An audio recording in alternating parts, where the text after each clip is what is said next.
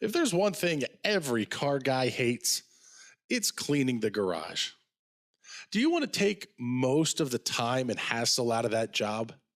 Then call Zone Garage of Eastern Pennsylvania and New Jersey. Agnes and her crew will have your garage, shop, basement, or even your porch looking great all the time. With unique patterns and designs, plus the ability to incorporate your logo or any artwork, your space will never have looked better. Installation is done in 1 day, guaranteed, and Zone Garage offers a 20-year warranty on the top coat. Their coatings are durable, anti-slipped, and impact resistant.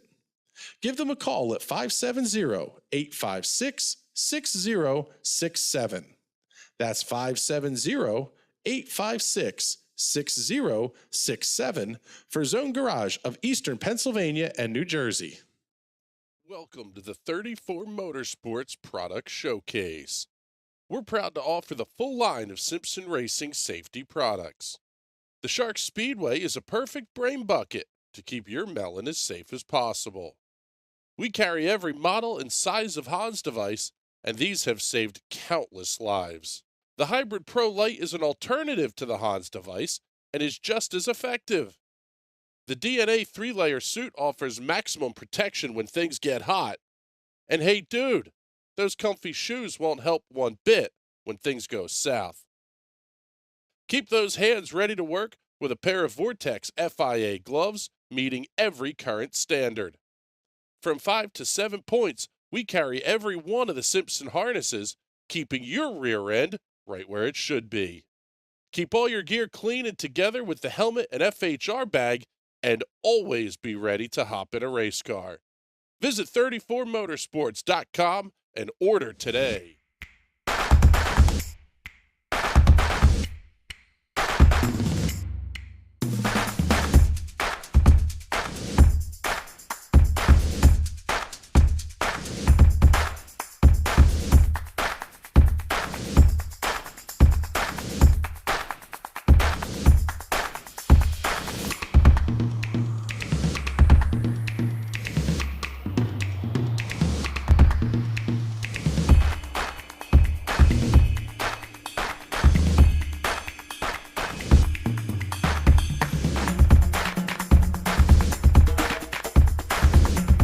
I'm Ryan Newman, and since I started with Indiana Donor Network and Driven to Save Lives, I found out that some people think that they can't be an organ donor. The truth is, anyone can sign up to be an organ donor. Anyone? Anyone? Are you sure? Yeah, I'm sure. Anyone can sign up to be an organ donor. So don't count yourself out because somebody's counting on you. Go to driventosavelives.org and sign up today. But my heart's going to you, Ryan. Love that shirt. I'm heading out, man. You want to ride? No, I got my car, but I actually really need to go to the bathroom. Dude, are you okay? I am definitely buzzed. Yeah. I think I will take this, and I will take that ride home.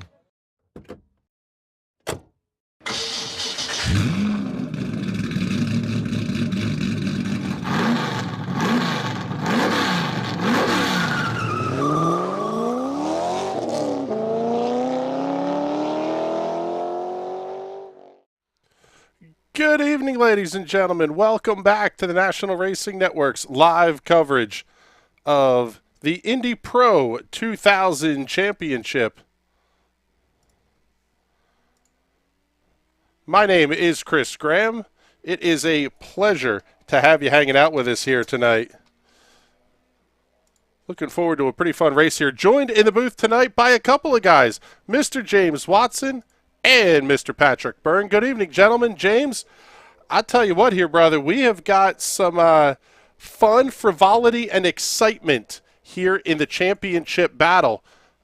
Things are, we'll say at best, a little bit tight here at the head of the field. We'll pull the graphic up here and show you the point standings.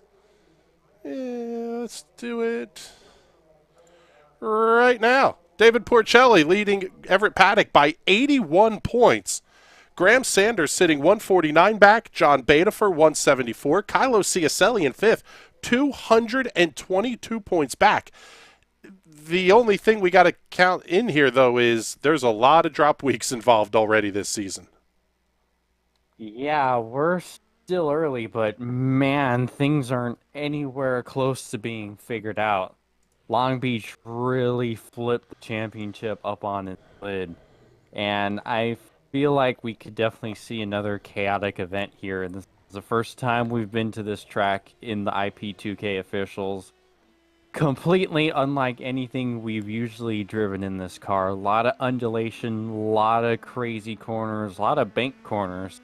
So, making some jokes about how Andrew Berry will still probably end up winning this one because of the overturns. But, yeah, it's going to be interesting to see how everyone gets about here. Yeah, this is going to be fun to watch. And I'll tell you what, how about this one? Bring you up the new graphics. I picked the wrong one. We're going side by side. You're on board with Mike Holler, following along with him on his qualifying lap as well. At this place, Patrick, it is not the new configuration, which has the significantly banked turns and everything else. However, this layout of Zandvoort is still pretty darn spectacular. Yeah, I've only run this layout once. It was in a Lotus 49 probably about a year ago now. And the only thing I could say about this track is it's tough, it's very, very fast, and it's very, very racy, especially in cars like that with low downforce. These things are not crazy high downforce, so I think we're going to see a lot of close, very racy, very hot action on this track. Yeah, I am definitely looking forward to it, that's for sure. And we got a whole lot going on here as well. We got the new graphics package. We got all sorts of stuff that we're doing here. We want to put on the best show we possibly can for you guys. Thank you, everybody who's tuned in on YouTube and on Twitch. Lap time starting to come in. Graham Sanders going to be to the top of the board. 1 minute 30.42 seconds.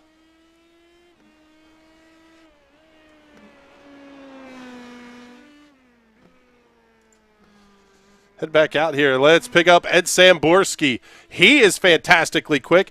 Let's see if we can get second camera here on Graham Sanders. Follow along with both of these guys. They're relatively close in terms of where they are on their laps.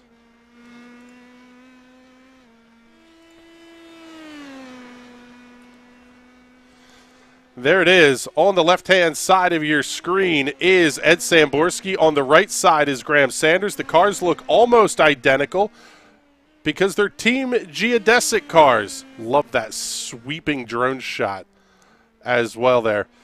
I'll tell you what, we're pretty darn excited. Tasty checking in saying, we like this new guy. You have fans already, Bizzle. That's a little disturbing. Right? I thought I already had fans. No, you have an OnlyFans. There's a difference. Nee Camargo checking in. Hey, guys, congrats to Watson for the win earlier. Hope for a good race today. Yeah, I'll tell you what, this has been fun. Graham Sanders moving to the top of the board, 1 minute 29.9. Oh, but how about it? Everett Paddock going P2. We'll pick him up as he's finished his qualification run. Ed Samborski back to the top of the board. Two drivers in the 1 minute 29 bracket right now. Samborski 129.93, 129.98 for Graham Sanders. David Porcelli coming around to complete his qualification lap. And lap number 2 for Porcelli, 1 minute 30.10. Tasty. Want your OnlyFans link. That's disturbing. You don't trust me, and the content isn't very good on it. No, that I one am is staying just away crappy from car that from one. the 80s. I am staying away from that one on so many different levels. Following along here with Christopher Chitterling, currently P10 with a 1 minute 31.05. I'm a little bit surprised here, James, because this is one of the only races this week that looks like it's going to go official. I don't know what I guess lack of love. I don't want to say it's hate of Zandvoort, but definitely a lack of love for this racetrack. Any idea of what that could be? I don't really know. The only thing that I couldn't even speculate on is, I don't know, maybe F1 track like that.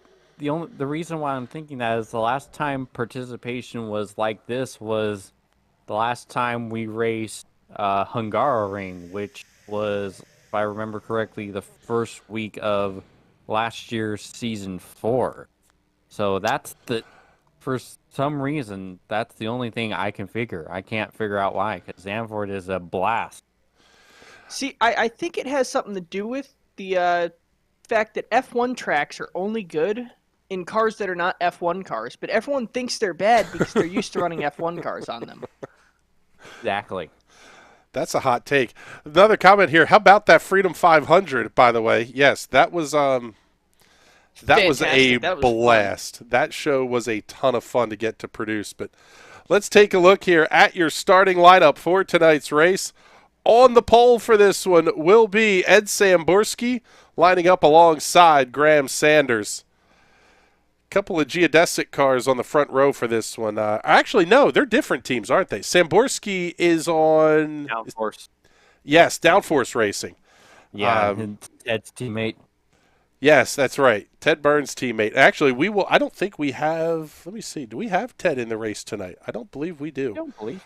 But anyway, let's get you through the grid here first. David Porcelli and Everett Paddock going to make up row number 2. Chris Preston, John Betafer on row 3. Caden Bin and Nagise Oshikawa on row number 4. Kylo Ciacelli and Christopher Chitterling on row 5. Not a bad run there for Kylo, but he's going to need to do a little bit of makeup work here if he wants to hold on to that top 5 position in the point standings. Jeremy Rogers and Russ Addy on row number 6. Row 7 will have Andrew Berry and Nicholas Daly. Look for both of those guys to come forward through the field tonight. Daly always puts on a show. Usually starts about mid-pack and is usually somewhere near the front of the field by the end of the show. Frankie D and Mike Holler on row number 8. Row 9 will have Simon Fell and Chris Roberts. All alone on row number 10, not getting a lap in qualifications. He's going to start at the back of the pack, will be J.W. Miller. 1 week ago, we saw 3 Team Watson racing cars on the podium.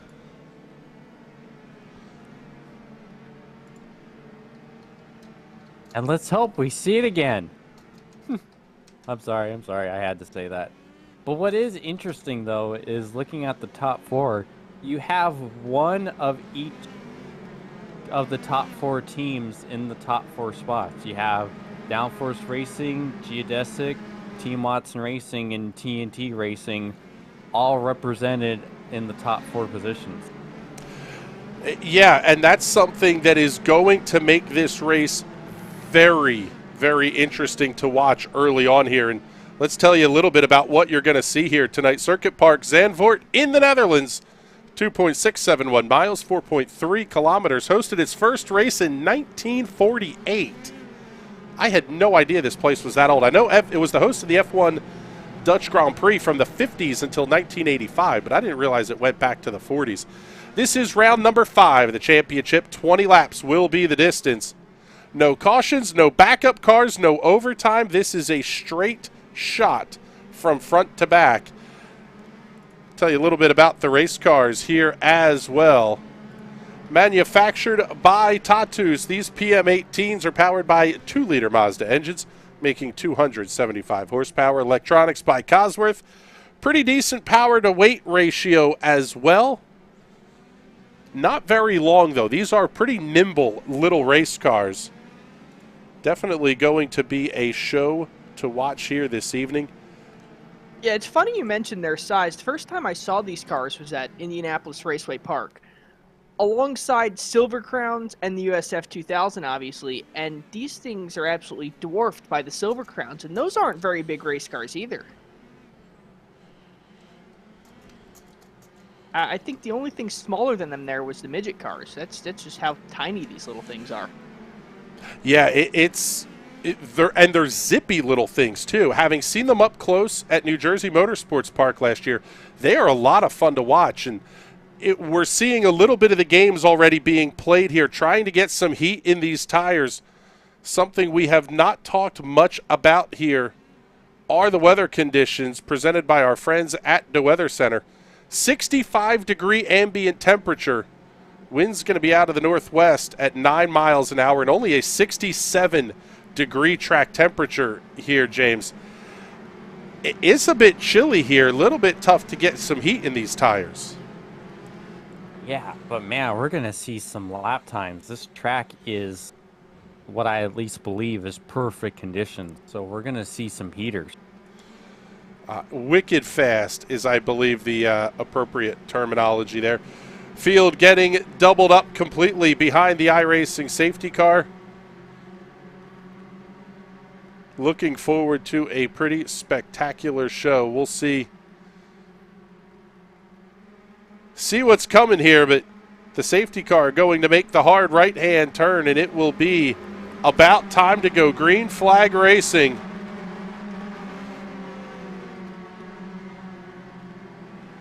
And as always, race fans, the start of this one going to be all yours.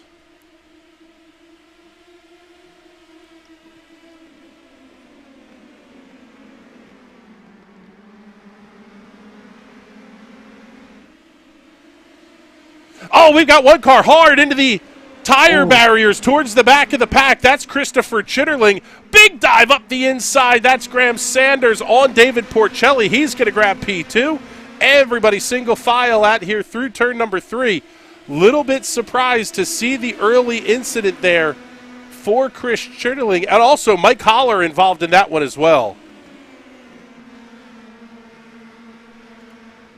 Man, Porcelli's looking racy. He really wants to get by Graham. Let's take a look at the instant replay, see what happened here at the back of the pack. And we'll bring it up here side by side. You can go ahead, roll the replay, and there it is. Big contact into the tire barrier there. Just a little bit wide on corner exit. And bang, nowhere for Mike Holler to go. What a tough break there.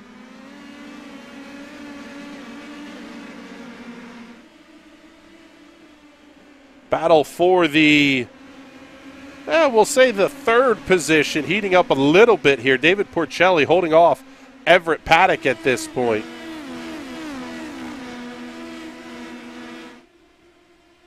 Down to 19 to go. Let's look a little bit deeper in the pack. Oh, Nicholas Daly having it off track. Oh, buddy. Again, very aggressive. I'll tell you what here, James, this sort of has the feeling of your tires ain't that warm yet. We're only one lap in. Yeah, but can't tell them that. They're driving like their tires are in perfect operating condition. It's working well for the guys up ahead, but yeah, not quite for those behind.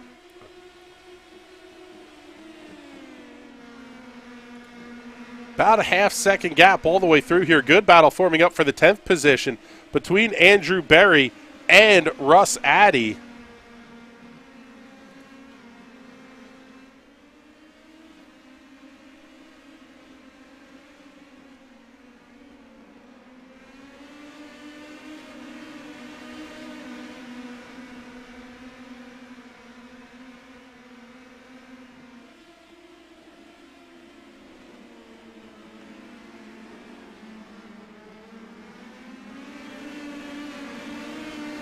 Little bit of a connection issue there for Everett Paddock, but so far nothing that they can't fight back on here. Yeah, it's a single blink. We've seen it from Everett every once in a while before. Slide up here, pick up the battle.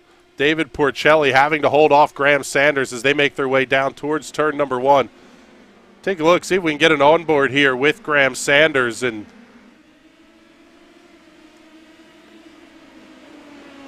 follow along on the chase here, as these guys not all that far back from your race leader. And you can see these might be little wings on these cars, but he still has to kind of offset himself just a little bit in some of these faster corners. Otherwise, you'll just get that arrow pushed and it'll shove you right off the racing line.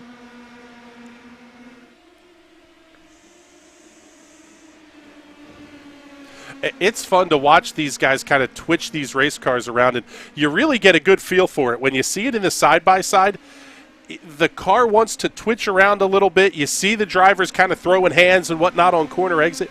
They're really muscling these cars around the racetrack. Oh, yeah. With the short wheelbase of these cars, they really want to turn on a dime, and a lot of times you don't want them to, so you're kind of chasing the car around, kind of driving the car with the rear end, almost like you do a sprint car or a Silver Crown, and just using the front to guide the car across the racetrack. It's a very, very interesting and weird driving car. Well, and James, that's something that you've talked about. You love a loose-handling race car. We saw that in the Ezra Challenge Series just a little bit ago. Same deal here in these things. You get the back end hanging out a little bit, and it really is a fun car to drive. Oh yeah, you're basically just along for the ride at that point. That's what's fun about these cars, is you really have to wrestle them through. They're not like a lot of the other open wheel cars that have more downforce to work with, so you're kind of controlling things. You're not controlling things here. You're basically listening to what the car wants to do and trying to just guide it through to what you want to do as best as you can. Like, hey, I know you want to spin off here, but if we can just keep like this right here, we can get through the corner pretty nice. Two separate battles forming up here on the racetrack. The first of which is your top three cars. Your second is the cars running in 4th, 5th, and 6th.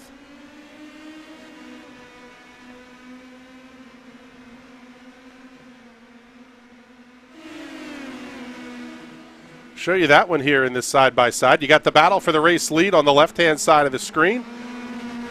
That 4th, 5th, 6th battle on the right-hand side. And I'll tell you what, I'm starting to get a feel that this is one of those races that is going to feel significantly longer than it really is. We've only completed 3 laps here, now working lap number 4 of 20. It's kind of that deal of you almost have to wait it out a little bit and just be very patient if you're one of these guys in either of these two groups at the head of the field. Yeah, if you're the top 3, you got a perfect scenario. You're just out of the draft of the cars behind to where you can really just focus on everyone in your little group. You're not going to want to risk that and make any sort of maneuver yet and let them catch up, because it's just a little bit of side-by-side battling, and Everett and John will be right up there. That's the last thing you want if you're the top 3. Although I say that, and in classic fashion, they'll probably start throwing slide dogs and stuff. You know what? It's one of those that we're just not seeing it yet. And quite frankly, it doesn't make a lot of sense to be that aggressive this early, because Patrick, if the top 3 start really fighting each other tooth and nail, 4, 5, 6 have caught up, and now you've got 5 other cars to deal with instead of just the 2 that you're immediately racing around. Yeah. However, that requires a lot of coordination between those top 3, because one of those guys wants to start fighting. You have 2 options. You can either let them by, which nobody wants to do, or you can fight them a little bit and make them work for that spot, and that's what brings you back to those guys in 4th, 5th, and 6th. So it's really, really tough to coordinate that, as we see him playing a little bit, trying to take the lead away.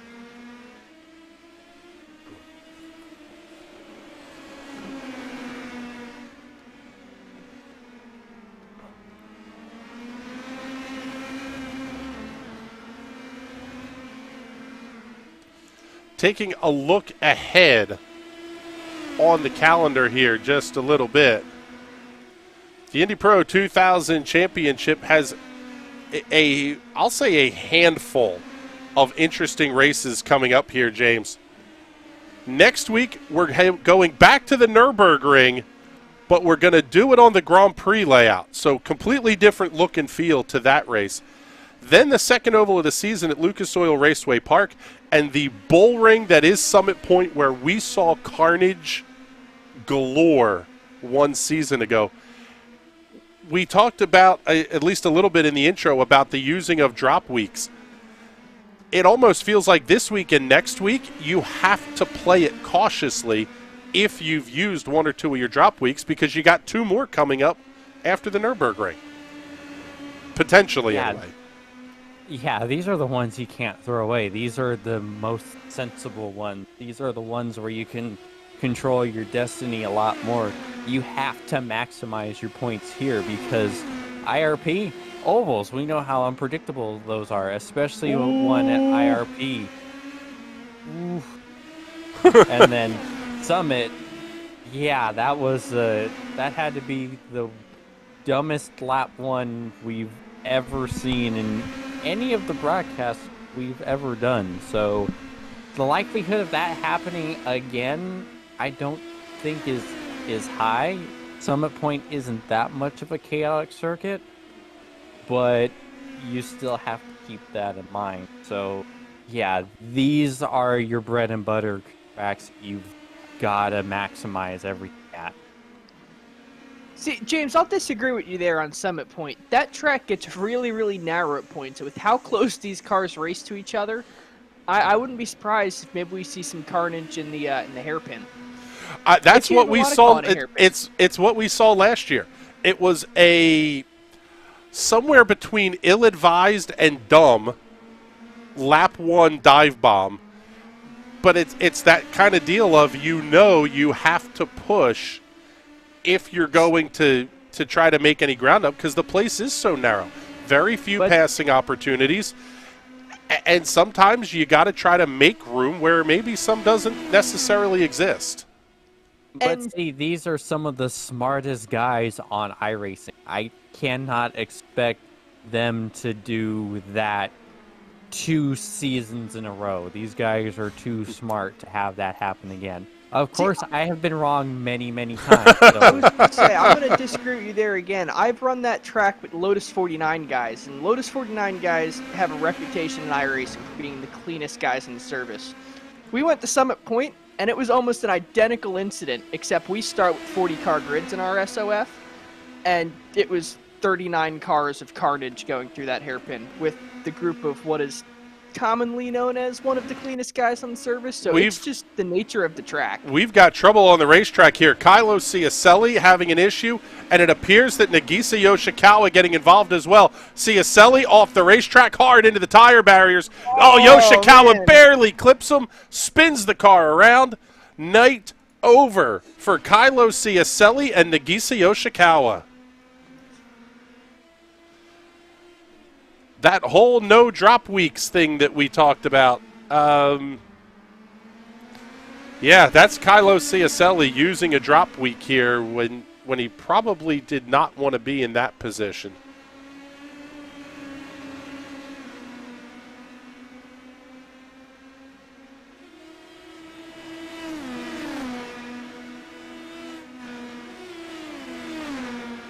We see Graham Sanders trying to make the move on David Porcelli. He's aggressive into turn number 1. Porcelli able to hold the inside line. Oh, he will. Oh, yes, he does. Wow. What a pass. Big move by Graham Sanders, putting him up into the 2nd position. So now it's Downforce Racing, Geodesic, Team Watson, your top 3. And we can't forget about Everett Paddock here in 4th, but 5th and 6th place, Caden Bin and Chris Preston have fallen well back. So Paddock kind of running all by his lonesome here, James. I tell you, man, the outside line at turn 1 is kind of overpowered. I've raced this track a lot in the Formula Renault 2.0, and man, the amount of moves I've seen around the outside at turn 1 is astonishing. It just lends itself so well because it's kind of banked, not as much of the other corners, but it's still kind of banked, so you can really power around the outside, and the inside car just doesn't have a whole lot it can do. Something I'm seeing develop here in the gaps on the racetrack. Graham Sanders comes around David Porcelli, but in the process, That allowed Ed Samborski to open up about a half-second lead. Down to 11 to go, almost to the halfway point here. We're kind of back into that deal of Sanders and Porcelli may have to work together a little bit here if they want to be able to catch up to Samborski. Yeah, they're still in the draft. They're not really in danger of losing it, but they got to get on it because Ed is starting to pull a bit of a gap.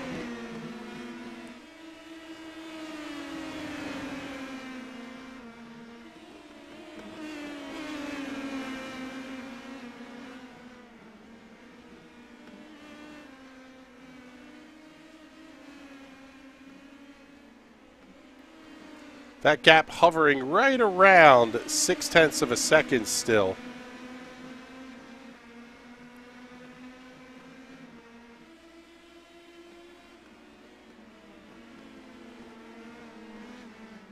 Take a look here at the lap times separating your top three. Ed Samborski 1 lap ago was the quickest car on the racetrack at a 1:30.560. Graham Sanders not very far behind. David Porcelli about 1/3 of a second back here, and we're seeing that gap start to open up here. Porcelli's going to have to hold a very clean wheel here, or he runs the risk of losing touch with Graham Sanders. Did something happen to Betafure? Because he was right on Everett's tail, and now he's like 8 seconds behind Everett in 7th. Not where we expected him to be at all. Yeah, looks like, well, let's see. Let's take a look here. Yes, actually.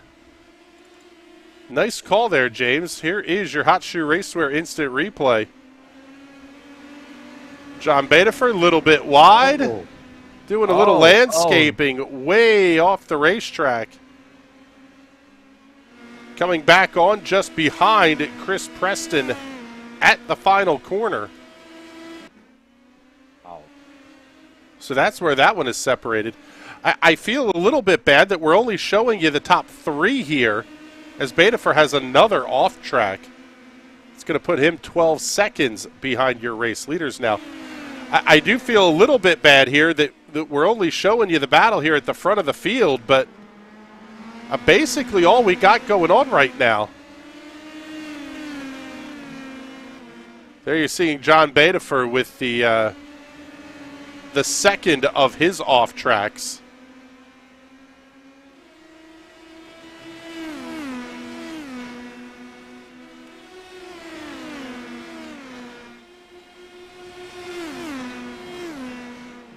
By the way, let us know in the comments what you think of the new graphics package and everything else we got going on here.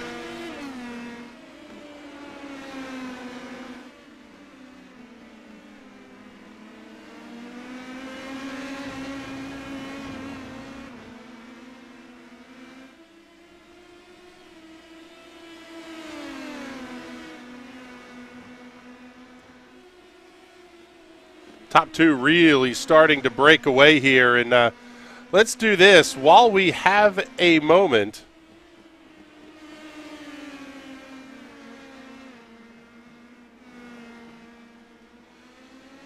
Swap this one around here, and let's give you the full field rundown here. You'll see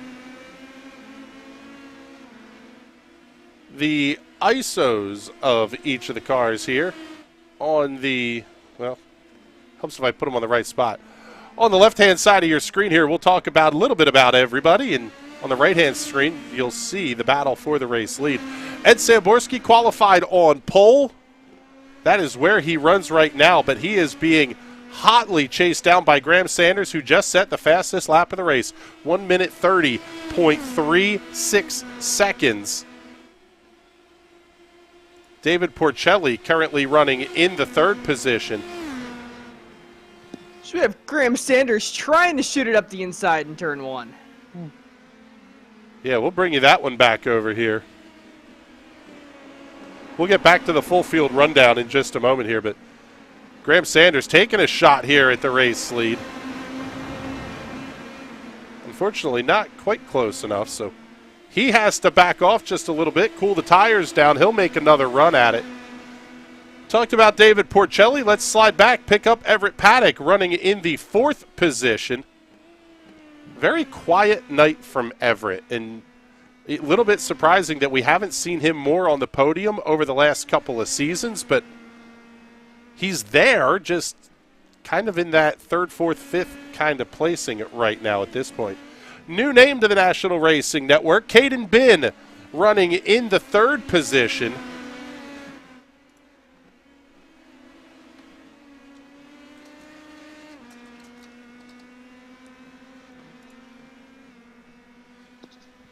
Bin having a good run, up 2 spots. Being chased down now by Chris Preston. Preston, teammate to Kylo Ciacelli. Kylo having an issue early in this race, getting back out on the racetrack. Preston down 1 from where he started the evening. We've seen a couple issues tonight thus far for John Bedifer in the number 4.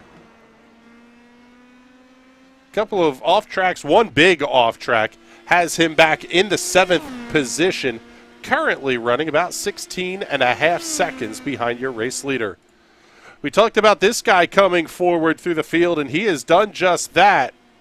Andrew Berry now running in the 8th position. Oh, we got big trouble on the racetrack. Frankie D, Nicholas Daly having an issue. See what happened here. Frankie D in the footwork colors. Love the paint job on that car. He spins it out. Ooh, Oh, and Daly just kind of loops it back around. Couple of cars going for a spin. J.W. Miller, the big beneficiary of that one. Yeah, JW was just barely able to slip through there. Ooh. Talked a little about Andrew Berry. He is up 5 spots from where he started tonight. Russ Addy running just behind him. Currently in the 9th position, up 3 from where his race started this evening. Mike Holler, after being involved with the early incident, back up to the 10th position and one of your hardest chargers of the race, currently up 6. The hard charger award thus far, though, going to be held by Chris Roberts, who is up 7 positions from where he started this race this evening. J.W. Miller also up 7. You saw him narrowly missing the spinning cars of Frankie D and Nicholas Daly. Simon Fell currently running in the 13th position. He is up 4, benefiting from the cars that have had issues early in the race. And there you see Nicholas Daly, no contact with the spin, avoiding Frankie D's machine. And final car, well, he was still on the racetrack, but just barely, is Frankie D. Kylo Ciacelli currently being scored 4 laps down to the race leaders. Christopher Chitterling back on the racetrack as well. Nagisi Yoshikawa and Jeremy Rogers both out of the race here early on in this one. So looking back at the head of the field, Ed Samborski holding on to that, call it a half-second lead now over Graham Sanders. And David Porcelli is catching Graham Sanders and doing it pretty quickly here.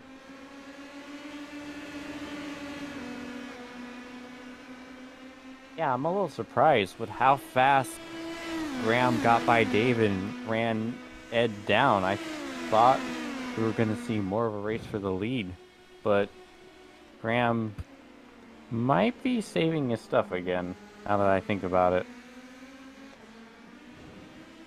Yeah, it's almost like you know that you need to get past 2 cars, so you might as well get the tires warm once, let them cool back down again, get a little bit closer to that, we'll say, better operating temperature, and then you can make the run on Ed Samborski. But we're down to 5 to go here, guys. Patrick, at this point in the race, it almost feels like you're pretty locked in here. Yeah, unless you got something up your sleeve, little nitrous button on the steering wheel, you know, big old danger manifold thing comes up on the dash. I don't think there's a lot you can do right now. Grip hacks, you say? Exactly.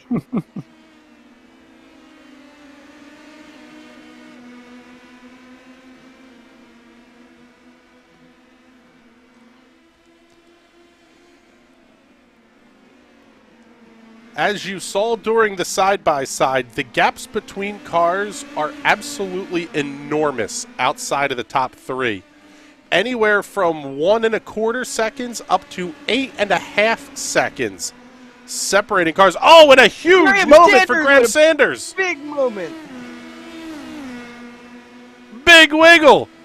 David Porcelli comes past. Let's see if we can get the replay of that one lined up, because good Lord, that was huge for Graham Sanders, and quite frankly, exactly what Ed Samborski wanted to see.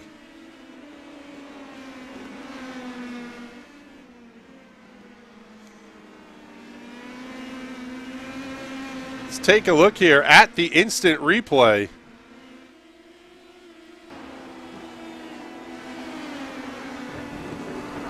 Ooh, what a save by Graham Sanders. Good Lord.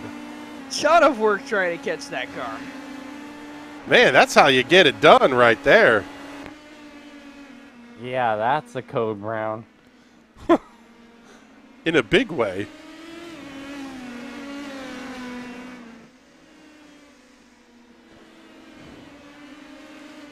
Now, let's get you back to the side-by-side here, because...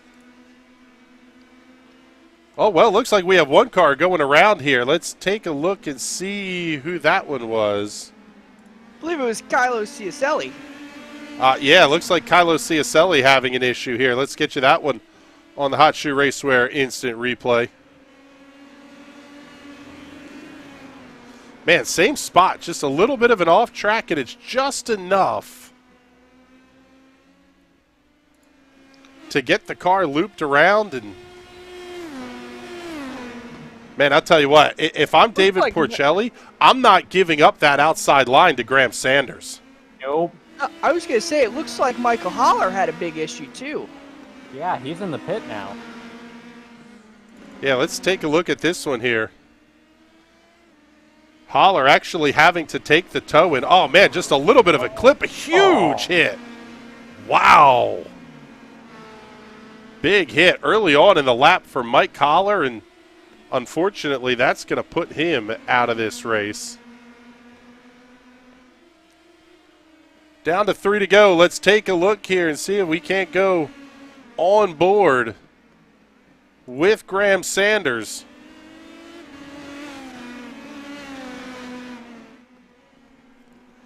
Sanders doing his best to chase down David Porcelli. He is right there. A little bit of a wiggle for Porcelli exiting the corner. Sanders going to get a good run. Porcelli covers off the inside lane. That can push him wide at corner exit, though.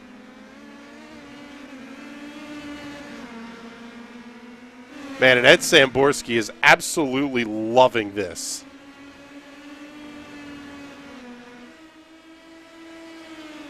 Yeah, All Ed Samborski has to do is not look in those mirrors, and he should be pretty good.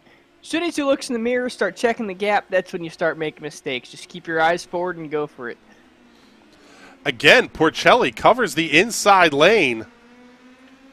Ooh, back end of the contact there. I say maybe a little bit of contact. Sanders tries the outside lane. I think David just got a little loose.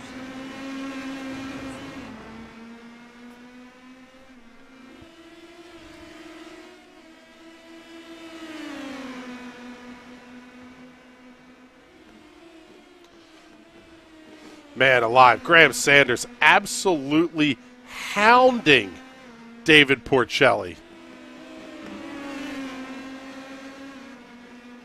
You got to be careful here if you're Graham Sanders. It is incredibly easy to push just a little too hard. How many cars have we seen tonight? A little bit too much push. You slide off, you catch the gravel and the loose stuff on those curbs, and around you go. Yeah, this is still a great points day for both of them. You don't want to throw it away. I think there was a little bit of contact on that time. That was incredibly close.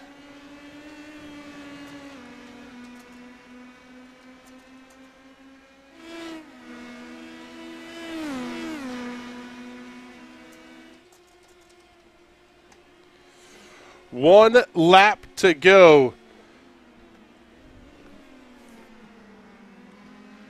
Ed Samborski absolutely checking out on this battle.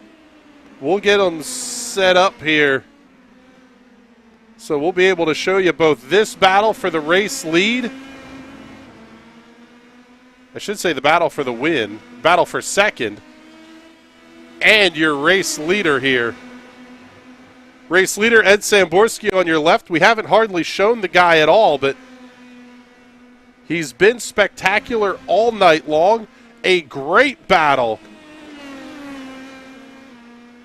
for the second position between David Porcelli and Graham Sanders.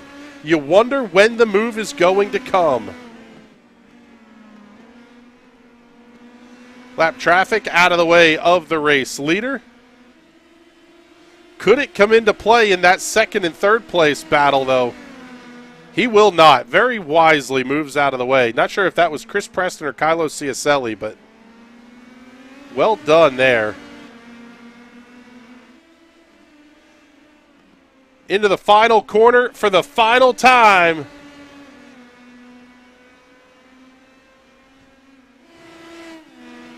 Coming across the line, taking the checkered flag, Ed Samborski gets the win at Zandvoort. David Porcelli going to come home in the second position. Graham Sanders will round out the field in third. I'll tell you what here, boys. That was a fun race to watch. Ed Samborski did what he had to do, got the great jump from pole, controlled the race exactly as he needed to. And then we saw just a fantastic battle between Porcelli and Sanders all night long. Yeah, that was pretty much the slugfest from those two. That was incredible to watch.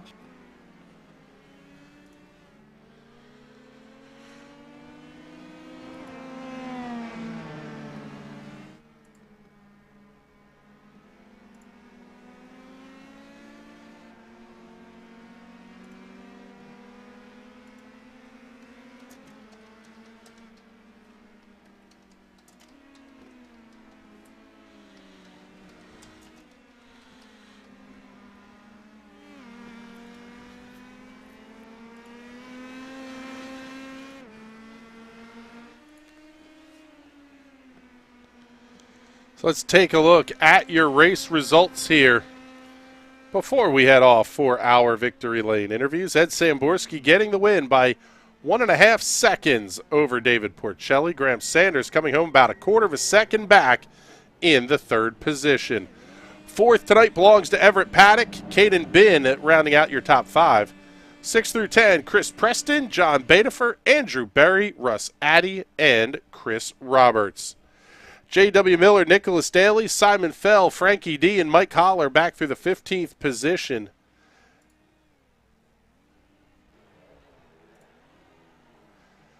'16th tonight goes to Kylo Ciacelli, Christopher Chitterling 17th, Nagisa Yoshikawa out early in the 18th position, and Jeremy Rogers out with that lap 1 incident finishing in the 19th position. Take a look and see who we're going to have here for our victory lane interviews, and we will start things off with our third place finisher tonight here, Mr. Graham Sanders.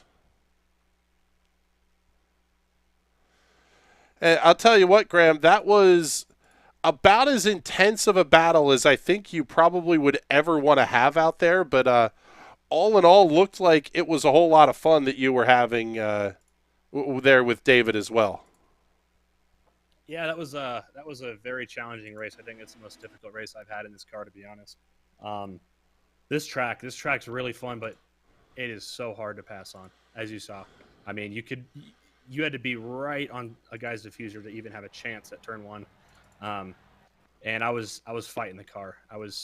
I think I drifted half the race pretty much and went off a couple times in the second to last corner, or half off. But I'm definitely happy with the P3. Could have been better, but I can only blame myself for that. Well, it was one of those nights that you sort of needed to have in the point standings here as we take a look at things, because you entered the night a little bit back here of David. Now, obviously, we're not factoring in drop weeks and all that stuff yet, but is this starting to feel a little bit like last season where you really didn't know where you stood until very late in the season? Obviously, you had the missed week early last season. This season, it feels like there are some races that are definitely drop weeks already coming into play. Oh yeah, definitely. I think this season is definitely. I think the tracks are definitely more difficult than last season. Like last week, we had Long Beach and half the grid didn't even finish the race. So yeah, we're definitely going to have to be on our toes all season long. I think it's going to be a very tight battle all the way to the end, with David, Everett, John, myself, and Edward. So and Ted as well. So it's going to be really fun. All right, buddy. Well, congratulations on the third place finish here tonight, and let's make sure we let you get all those sponsor plugs and thank yous in. Yeah, of course. I just want to thank the team. I want to thank GSI, GoPro, Wave Italy, Alpine Stars, and of course you guys for the fantastic broadcast. Thanks, guys. All right, buddy. Thank you very much. We appreciate the kind words, and let's bring in our runner-up finisher here tonight, Mr. David Porcelli. And man, I'll tell you what here, bud. You had an absolute war with Graham Sanders there, and I have to ask, Graham got around you on the outside of turn one once, and then you went back to covering the inside lane. Is that just kind of force of habit, or did you figure that's where he would try the move the next time? Yeah, I wanted to protect that inside. Even in the 8:15 race when I was racing Edward for the win, it was a very similar situation. He preferred the outside line, and it's doable there. But I knew that with the amount of wing Graham was running, that if he was going to get alongside me, it would have to be in a break zone. And just having that inside line and that slightly shorter distance to the apex can be the entire difference between being able to get back to full throttle and to exit or not, right? Because if he's established presence, then I have to leave him room. But if I can beat him to apex, then I can exit stronger. So it was really just a matter of getting to throttle first. And I felt like I could do that more effectively by defending the inside and the first half of the corner. It is a very interesting racecraft discussion, which we don't get to have all that often. And it kind of leads into the next question of how difficult was this place to run tonight? Because we saw more than a handful of cars getting off track, but it was very, very slight mistakes that were spinning cars off the racetrack, putting them into the fence. It's not easy to defend here. This track is one of attrition for sure. It's usually not a race-ending incident, and it's usually not more than a half a second to a second. But with the nature of how difficult it is to pass there, anyone who's running behind you who can match your pace with these long straights, they're just going to stick with you. So it's really just a matter of keeping it clean. And that's what I was telling myself going through the final corner was like, it's not really about getting a better exit here. It's just not making the mistake. And I think Graham and I traded positions on that last corner after an error on his part and an error on my part 3 or 4 times. So, that's all the evidence you really need. Well, fantastic run for you tonight here. And taking a look at where things sit in the point standings, it feels to me like you're the guy that hasn't had to use more than one drop week, and we are very early in the season to be having that discussion. I would imagine a pretty big confidence boost to know, I mean, we've got some insanity coming up. Lucas Oil, it's an oval, so it's a wild card. Summit Point is very much a wild card. You've got to feel pretty good here that you're racking up firsts and seconds without needing to use the drop weeks. I feel good, but I always get nervous with drops. The thing is you can really just do your best and show up and turn in your best 12 races, but 4 of them are getting dropped, and it's I get this comfort, right, from seeing that I'm securing these strong finishes, but I know that 4 of those finishes are going to be subtracted from my points tally at the end of the season. So I'm cautiously optimistic. Let's go with that. Well, it's a good thought process to have here. So congratulations on picking up the runner-up finish here tonight, and let's make sure you get all those sponsor plugs and thank yous in. Yeah, absolutely. Huge shout out to Team Watson Racing. I've had a lot of fun building the sets and working together with my teammates, and I think we're making a ton of progress. So that's really exciting to see. Racecraft 1 Indianapolis, hi to the family as always. Hi, baby Luca. I hope you're asleep by now. And yeah, I think that's it. Thanks so much, guys. All right, buddy. Thank you very much. We appreciate it, and looking forward to talking to you again, hopefully next week. And it is time to bring in our race winner, guy who had the most boring run of the night, Mr. Ed Samborski. I don't think you put a wheel wrong the entire race. Congratulations. That's about everything you could want in a PM18 strength of field race. Absolutely. That was, I mean, it probably looked mighty calm from the booth, but inside the car was anything but. This is going to sound weird, but I struggled all week with the setup, and yes, last night I found something I liked, and it worked. It was a nice, good balance, and I'm happy to actually convert and not go backwards, especially on lap 1, so that's positive. It's a good change. Yeah, unfortunately, you've used up most of your allotment of drop weeks here, but that also means you've got a long schedule ahead of you that you can kind of put these types of races on, first, seconds, thirds. You're nowhere close to out of this championship battle yet. Yeah, I've shot myself in the foot a few times already this season. So Road America was a very bad judgment call. That's what happens when you pick the wrong brake board. I felt like I had enough car and pace to be in the top 3 at least. So that was not a great, opening kind of event to have.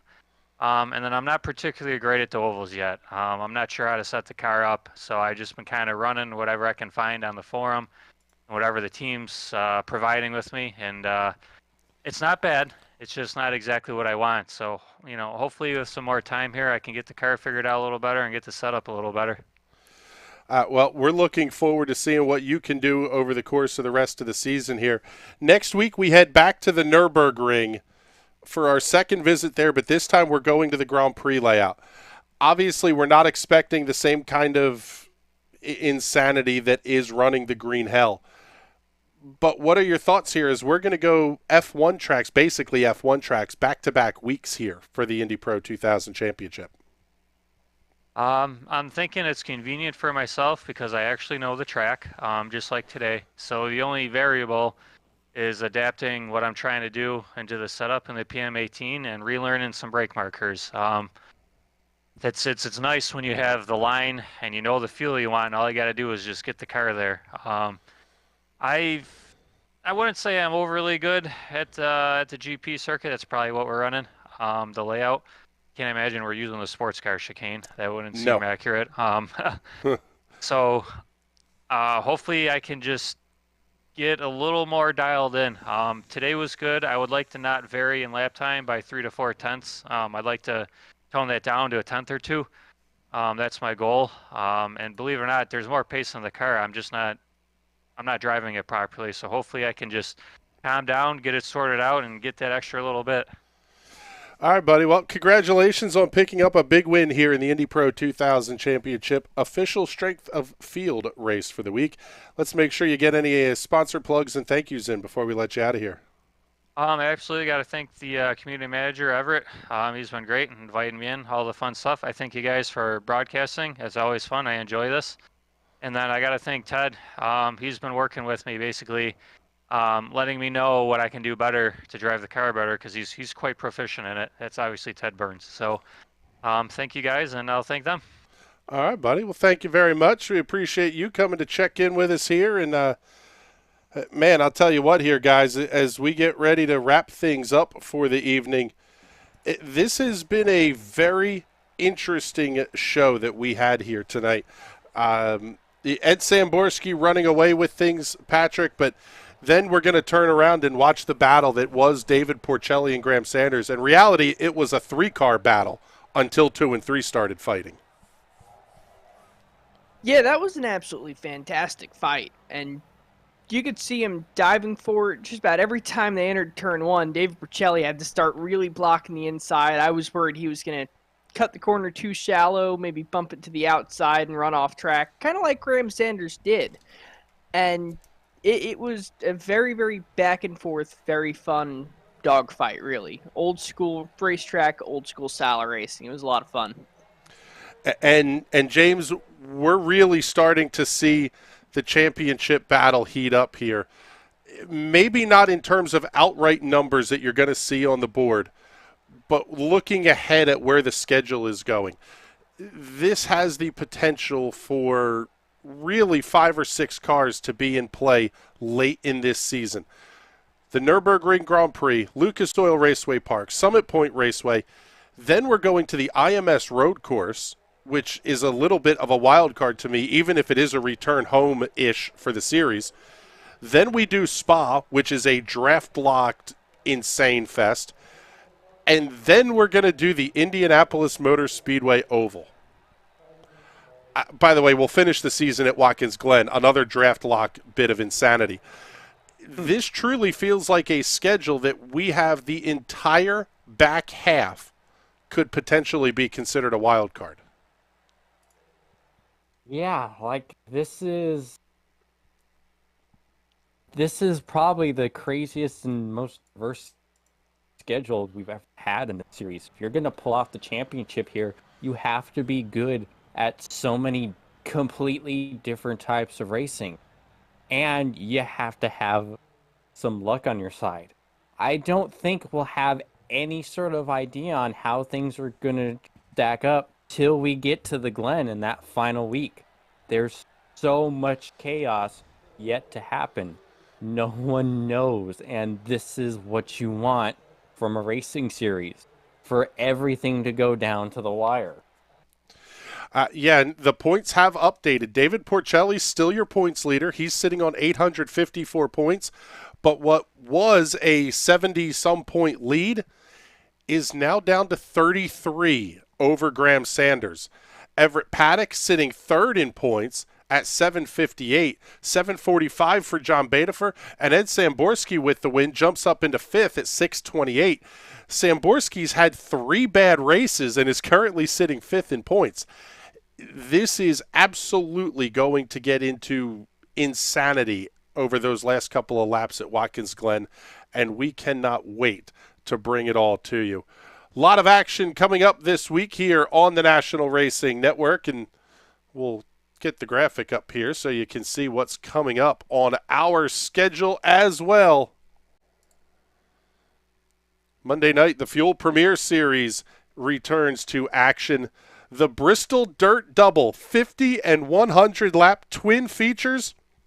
It's basically a double points night for the Fuel Premier Series, and they're doing it on the dirt at Bristol. That is going to be a blast.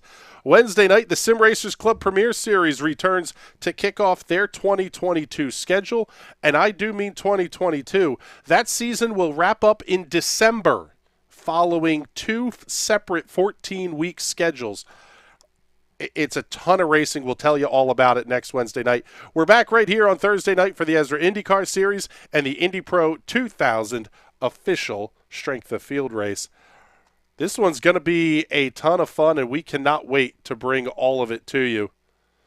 But now it's time for us to get the heck on out of here. We've had a lot of fun. We hope you have enjoyed the show. Leave us a comment. Let us know what you thought of the new production with the side-by-sides and all that kind of stuff. We want your feedback. Because quite frankly, we're doing all this for you guys and want to give you the best show we possibly can. But with that, we're getting out of here.